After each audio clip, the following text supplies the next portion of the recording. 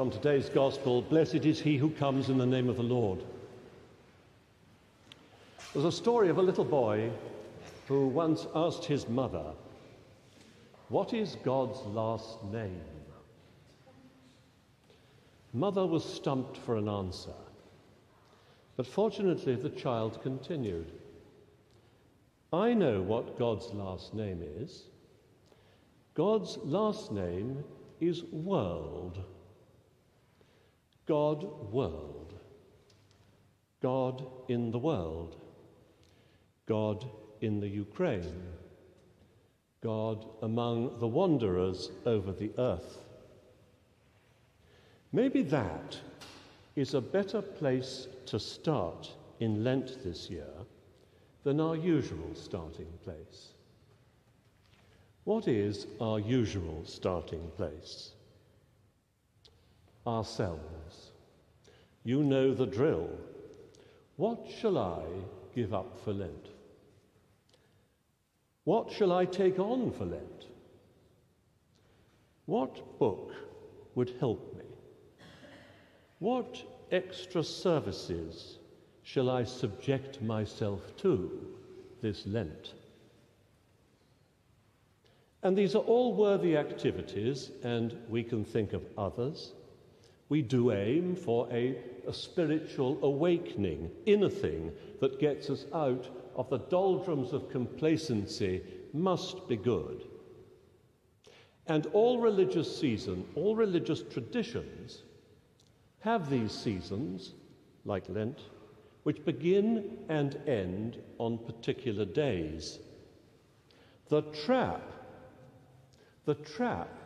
is to think that we're going to be holier at the end of Lent than we are at the beginning. Did that ever work for us? Honestly? Let's have another look at holiness. We are holy already, marked by that sign of ash on our foreheads.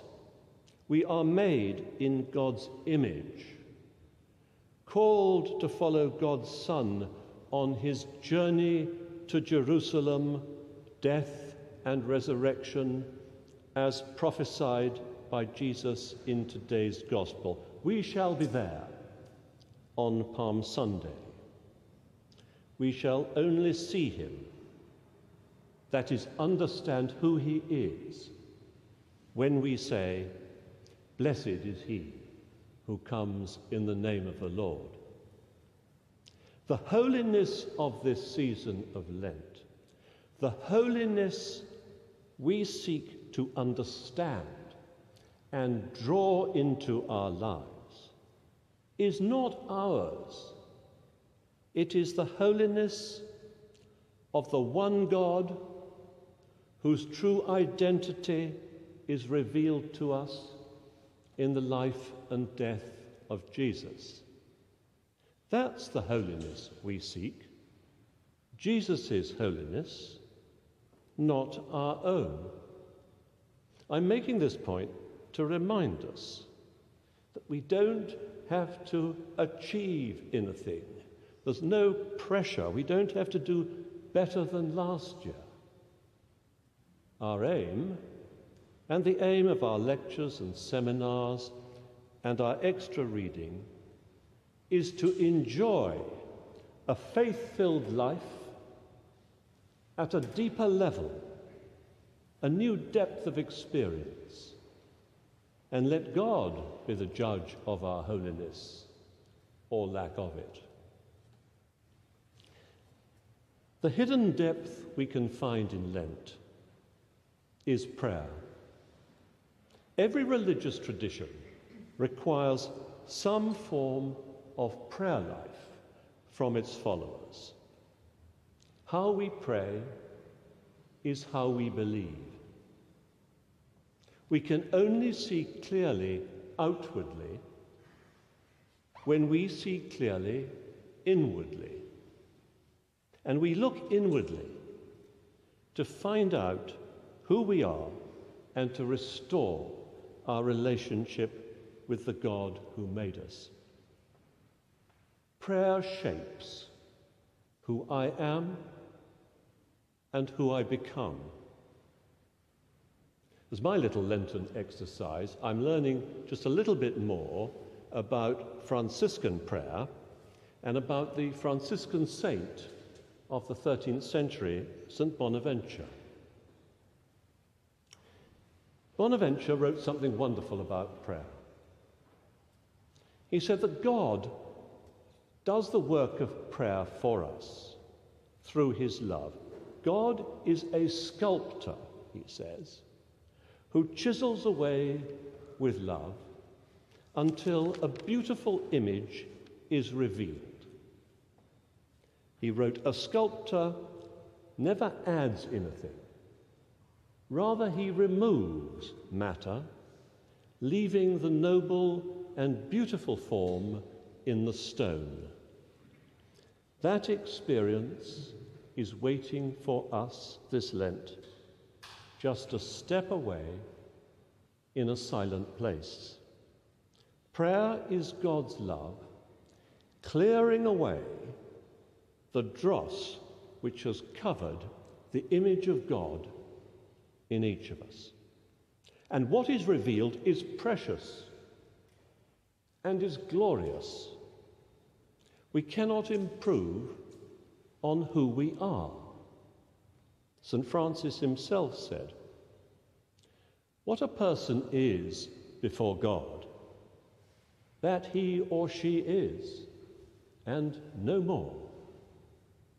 And I suggest we might have here a new line in giving up for Lent.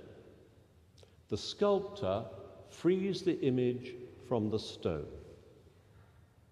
We give up what obscures or denies the living God in our lives. Too much of this, too little of that. The aim is not piety, but freedom. Freedom to search and find God everywhere, for he wishes us to find him, until that heady moment of love and despair when we see God not just in our own lives, but in the crucified Christ, and know that there is God. That is what God does. Which brings us back to God world, the God of creation. God is no stranger to suffering. God is in the Ukraine at this moment because every breath of life must be the breath of God. So that is where we go prayerfully with Jesus on our Lenten journey.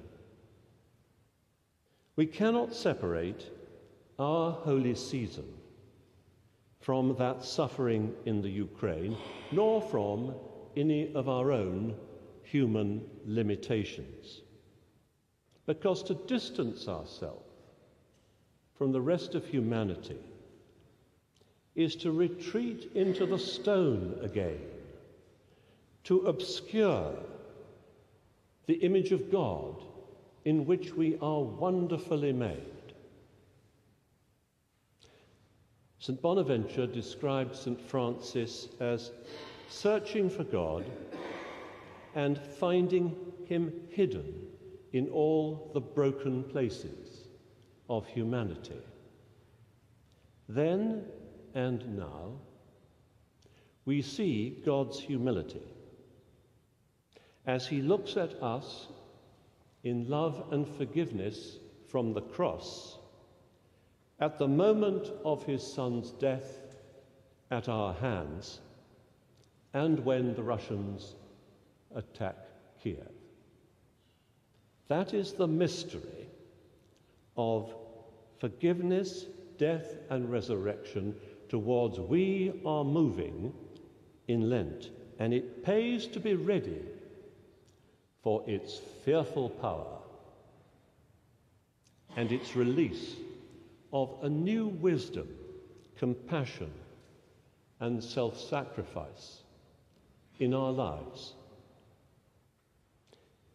Increasingly, I come to think that the incarnation, the life, death, and resurrection of Jesus, is not just a remedy for our sin, sorting us out, getting us back in line, but is the revelation of the love of God embracing us through his Son Jesus.